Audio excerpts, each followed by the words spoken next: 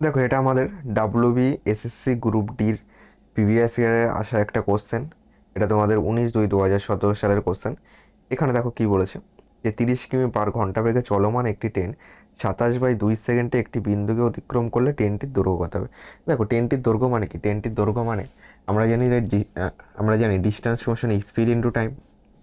ওকে, এখানে স্পিড কত বলেছে? স্পিড বলেছে 30 কিমি/ঘন্টা, তাহলে এটাকে মিটার/সেকেন্ডে করবো।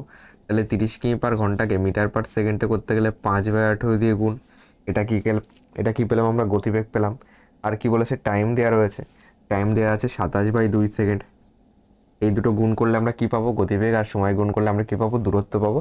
আর ট্রেনটি যখন তোমার একটা বিন্দুকে অতিক্রম করছে বা কোনো একজন ব্যক্তিকে অতিক্রম করছে বা কোনো ল্যাম্পপোস্টকে অতিক্রম করছে, সেক্ষেত্রে ট্রেনটি শুধুমাত্র নিজের দৈর্ঘ্যই কিন্তু অতিক্রম করে। তার মানে এক্ষেত্রে ট্রেনটি নিজের দৈর্ঘ্যই অতিক্রম করছে, কারণ একটা বিন্দুর কথা বলেছে।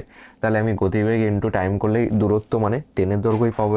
এটাকে ক্যালকুলেশন করো, 9 দিয়ে কাটি। 3 নং 27, 9 দুগুণি 18।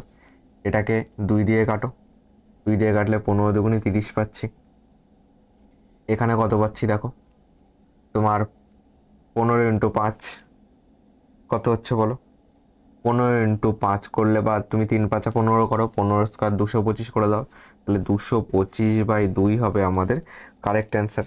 225/2 দেখো অপশান পয়েন্টে আছে। তাহলে 225কে 2 দিয়ে ভাগ করলে 11 দুগুণি 22, 2 দুগুণি 4, 0.5, 112.5 মিটার হবে ট্রেনের দৈর্ঘ্য। যেটা দেখো অপশান নাম্বার তোমরা এতে দেখতে পাচ্ছ, অপশান নাম্বার এ হলো কারেক্ট অ্যান্সার।